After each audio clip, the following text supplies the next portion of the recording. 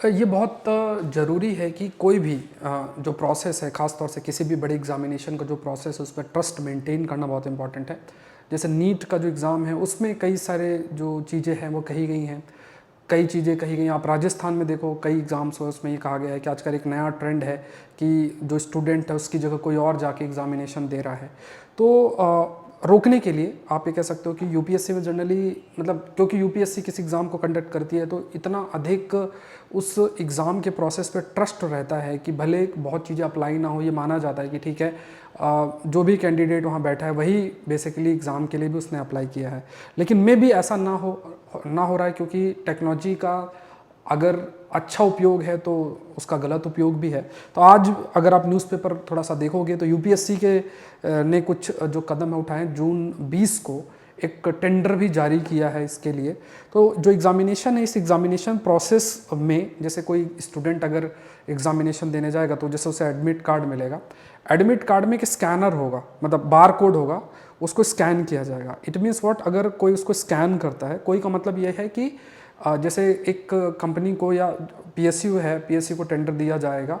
अब जो भी उसमें सेलेक्ट होती है, जो भी पीएसयू उसमें सेलेक्ट होती है, उसका काम क्या है, ये ऑथेंटिकेट करना कि जो कैंडिडेट एग्ज़ाम देने आ रहा है वही कैंडिडेट बेसिकली एग्जामिनेशन में बैठा है जिसने यूपीएससी में फॉर्म भरते हुए अपनी सारी डिटेल दी। मतलब यहाँ पे ऐसा ना हो कि एग्ज़ाम देने कोई और है और यूपीएससी में डिटेल किसी और की है। तो ये चीज़ से बचने के लिए तो इसमें क्या है कि जैसे एडमिट कार्ड होगा, एडमिट कार्ड में एक बार कोड होगा, उस बार कोड को स्कैन किया जाएगा। जैसे अगर आप आज के समय में एडमिट कार्ड देखोगे तो उसमें ऐसा कुछ भी नहीं होता है, फोटो होती है, फोटो को मैच कर लेते हैं, सिंपल सी चीज़ें। आजकल यूपीएससी ने ये जरूर से जारी किया कि फोटो बहुत ही लेटेस्ट होना चाहिए, विदिन 1 मंथ की होनी चाहिए।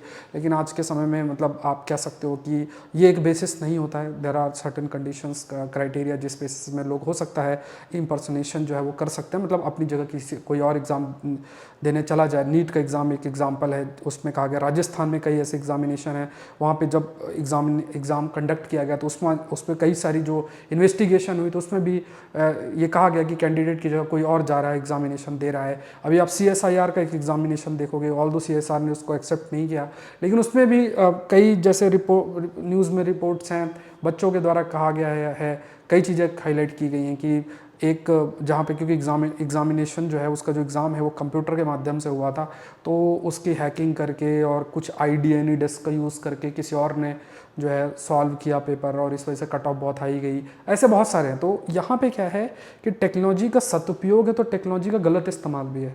तो इसको रोकने के लिए यूपीएससी ने ये कदम उठाया कि एडमिट कार्ड में बारकोड है, बारकोड को स्कैन करेगी। तो वो जो कंपनी है वो company Aadhaar based fingerprint authentication facial recognition system.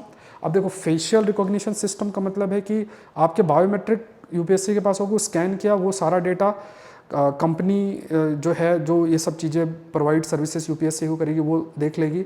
और वो बेसिकली क्योंकि आधार के अंदर आपका बायोमेट्रिक है, सेम चीज़ आपका बायोमेट्रिक यूपीएससी के पास है, तो उसको ऑथेंटिकेट करना, फेशियल रिकॉग्निशन करना उसको, क्योंकि there are technologies, facial recognition technology, उसको मतलब आप ऐसा नहीं कर सकते कि आपकी जगह कोई और बैठ जाए और वहाँ पे पता ना चले। तो ये फेशियल रिकॉग्निशन टेक्नोलॉजी, सीसीटीवी का सर्विलेंस, तो जब एग्जामिनेशन प्रोसेस होगा तो उसमें सीसीटीवी का सर्विलेंस, और उसको जैसे आप कभी भी एग्जामिनेशन देने जाते थे तो उसमें होता क्या था कि जनरली अगर आप देखोगे तो आते थे कैमरा लेके, और जहाँ पे भी कैंडिडेट बच्चे बैठे हुए हैं तो उनको कैमरा लेके ऐसा देखना कि अच्छा प्रॉपर एक वीडियो रिकॉर्ड कर लेना, जब एंट्री हो रही तब रिकॉर्ड कर लेना, इस टाइप का रहता था। बट प्रॉपर सीसीटीवी इंस्टॉल्ड रहेंगे। उन सीसीटीवी का जो रिमोट एक्सेस है, मतलब उसका अगर मान लो यूपीएससी को लगता है कि इस सेंटर को रैंडमली मुझे देखना है, तो वो यूपीएससी के हेडक्वार्टर के अंदर वो उस चीज़ को बैठे बैठे एग्जामिनेशन जो भी है जहाँ भी कंडक्ट हो रहा है उसको देखा जा सकता है। तो ये कुछ डेवलपमेंट आपके हो रहे हैं।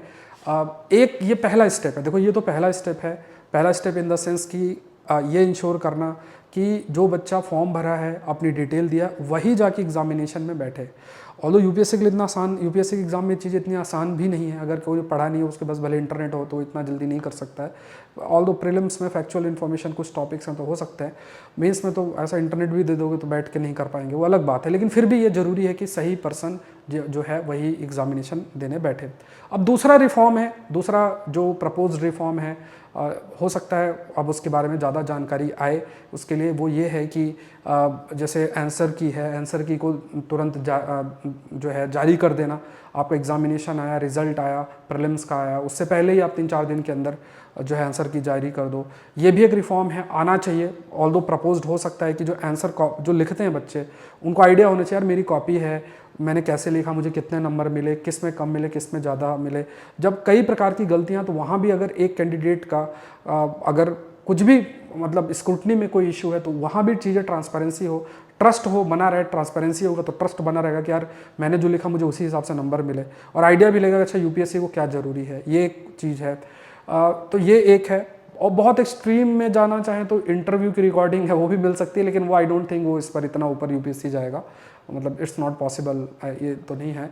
ये एक चीज़ है। दूसरा जो सबसे इम्पॉर्टेंट ये है कि जो ये क्राइटेरियाज़ है ना, जैसे ईडब्ल्यूएस है, ओबीसी है, एससी एसटी है, ये डिफरेंट जो सर्टिफिकेट्स एलोकेट होते हैं, इनके ऑथेंटिकेशन वेरिफिकेशन के लिए कदम उठाना जरूरी है।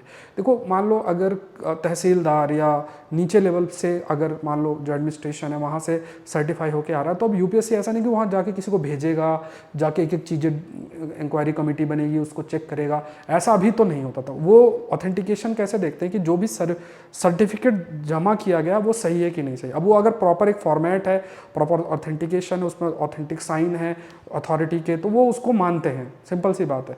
अब जरूरी ये होगा कि मान लो किसी का सिलेक्शन होता है तो हो सकता है कि कमेटी का गठन होना चाहिए, जिससे कि या फिर कुछ ऐसा मैकेनिज्म जो है वो AI बेस्ड सिस्टम डेवलप करना चाहिए, जिसके माध्यम से कि अगर कोई EWS का सर्टिफिकेशन है तो वो पूरा जो भी लिंकेज है, जो भी मतलब इनकम है, या कोई इंक्वायरी कमेटी हो वो देखे कि हाँ EWS का सर्टिफिकेट सही है, OBC का सर्टिफिकेट सही है, क्रीमी लेयर में नहीं आता, SC ST का सर्टिफिकेट जो दायर किया गया वो सही है। ये जरूरी है। ये बहुत ही बड़ा रिफॉर्म जो है वो होगा। एक रिफॉर्म जनरली क्योंकि जो डेवलपमेंट हुआ है सोशल मीडिया के माध्यम से, जो कदम उठाए गए हैं, तो एक तो आप कह सकते हो कि एक रिफॉर्म एग्जामिनेशन हॉल के अंदर जो होना चाहिए, जैसे कि जो कैंडिडेट है वही, जिसने फॉर्म भरा है वही एग्ज़ाम देने जाए। ये तो हो गया है, ये यूपीएससी ने मतलब स्टार्ट कर दिया है। हो सकता है अगले साल से आपका हो जाए, क्योंकि जून 20 को एक टेंडर जारी किया गया था। दो कौन सी कंपनी उस पर एग्री करती है वो अलग बात है। और प्राइवेट की जगह, क्योंकि इसमें पीएसयू का ही इन्वॉल्व किया गया, पीएसयू का इन्वॉल्व थोड़ा ठीक रहता है, क्योंकि प्राइवेट सेक्टर में फिर प्राइवेट का जब रोल आ जाता है तो उसमें कुछ ही ऐसी कंपनीज़ हैं जैसे टीसीएस और इस टाइप की जो थोड़ा सा इसमें ऑथेंटिकली काम करती हैं। बाकी मतलब इतना अधिक लोगों का ट्रस्ट उस पर बना नहीं रहता, फिर वहाँ भी कई लूपहोल्स निकाल सकते हैं, तो ये भी थोड़ा सा देखना जरूरी है। तो ये कुछ रिफॉर्म्स हैं, अच्छा कदम है। और क्योंकि देखो एग्जामिनेशन प्रोसेस है, इसमें लाखों लोग अपना पता नहीं कितने साल देते हैं, टीचर्स भी लगे रहते हैं, कोचिंग इंडस्ट्री भी है, कोचिंग की बात करें वो भी अपना रहते हैं। तो इसमें ज़रूरी ये है कि एक ऐसा माहौल रहे, एक ऐसा एक तरीके से सॉल्यूशन, टेक्नोलॉजिकल सॉल्यूशन रहे जहाँ पे सभी लोग जो आप कह सकते हो कि सभी लोग जो है जो भी एग्ज़ामिनेशन देने बैठे तो उसको ये ज़रूर से ट्रस्ट बना रहे कि यार ठीक है, मैंने अगर मेहनत की है तो ईमानदारी से अगर मैंने मेहनत की तो मेरा सिलेक्शन होगा, और अगर मैं रह जाता हूँ तो मेरी हार्डवर्क में कमी है, ना कि कोई जो सिस्टमिक लूफोल्स हैं उसमें कुछ ऐसा देखने को मिल रहा है। तो ये ट्रस्ट जो है टेक्नोलॉजी के माध्यम से होगा। और जैसे जैसे टेक्नोलॉजी से ट्रस्ट रिड्यूस हो रहा है, जैसे जैसे इंसानों के बीच में ट्रस्ट रिड्यूस हो रहा है, टेक्नोलॉजी पे ट्रस्ट बढ़ रहा है।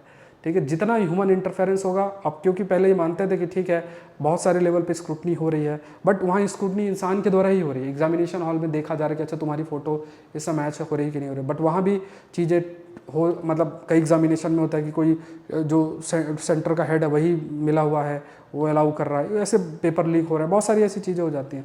तो ये चीज़ रोकने के लिए टेक्नोलॉजी पर जो ट्रस्ट है वो बढ़ता जा रहा है। समाज अगर स्ट्रांग होगा, समाज के अंदर ट्रस्ट जरूर होगा, तो we can say human interaction पे ट्रस्ट बना रहेगा, नहीं तो टेक्नोलॉजी पे ट्रस्ट करना पड़ेगा। Thank you everyone, thank you.